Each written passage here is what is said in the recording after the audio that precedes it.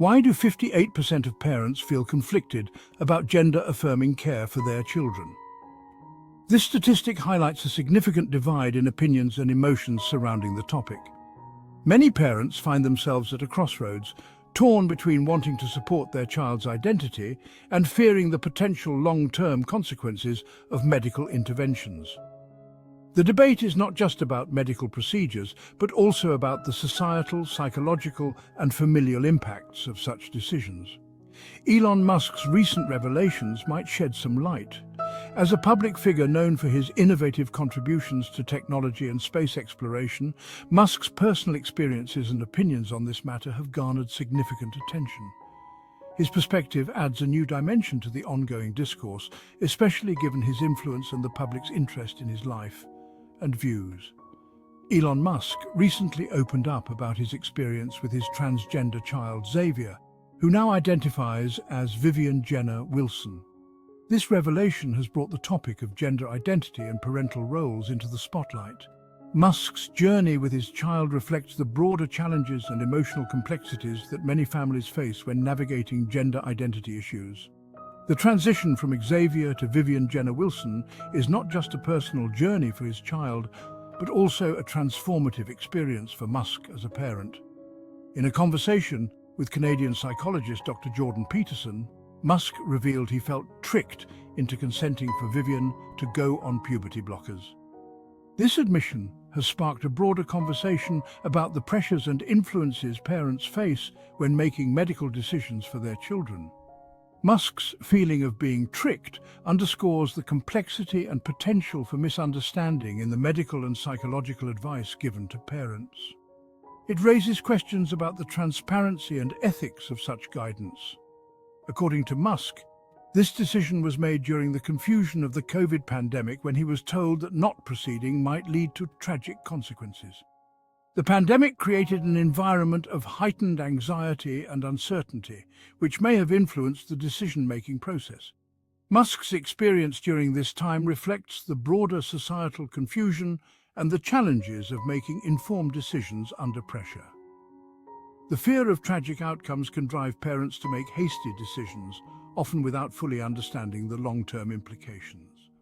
Musk described this experience as eye-opening, leading him to declare war on what he calls the woke mind virus.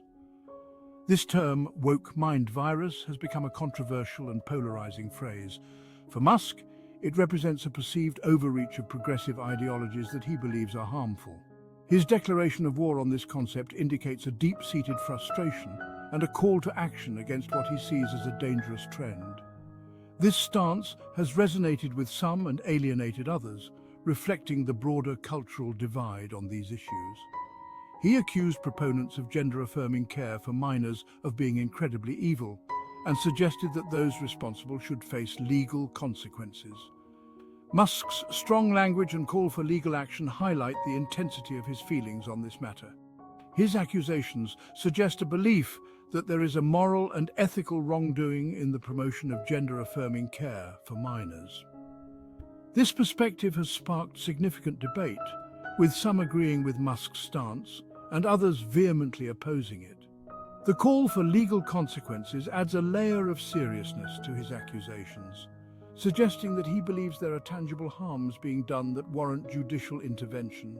Dr. Peterson echoed Musk's sentiments, arguing that the idea puberty blockers prevent suicide is fundamentally flawed and unsupported by reliable evidence.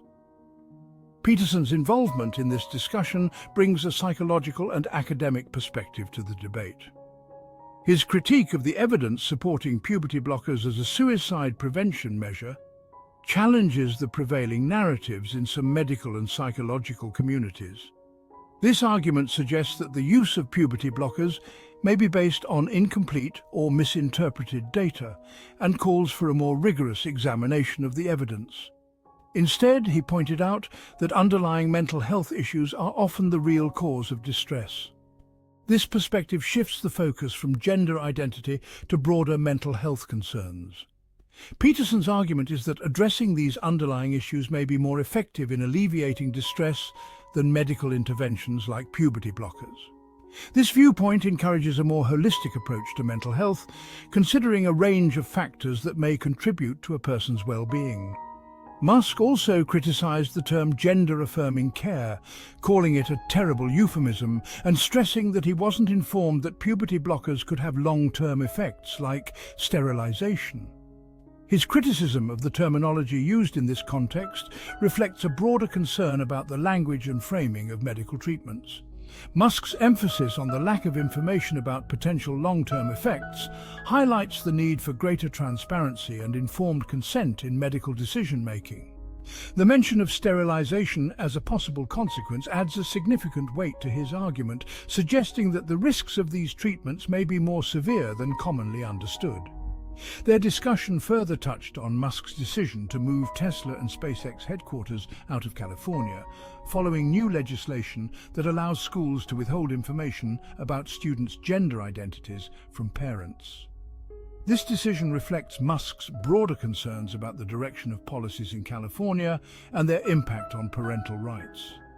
The move of such significant companies out of the state is a powerful statement, indicating Musk's willingness to take drastic actions in response to policies he disagrees with. This decision also highlights the intersection of personal beliefs and business decisions, showing how deeply Musk's views on these issues influence his actions. So, is Musk raising a valid critique, or is he making an issue out of gender-affirming care? This question invites viewers to consider the complexities of the debate and form their own opinions. Musk's revelations and the subsequent discussions have brought to light various aspects of the issue, from medical ethics to parental rights and societal values. The question encourages a deeper examination of the arguments on both sides and the implications of the decisions being made.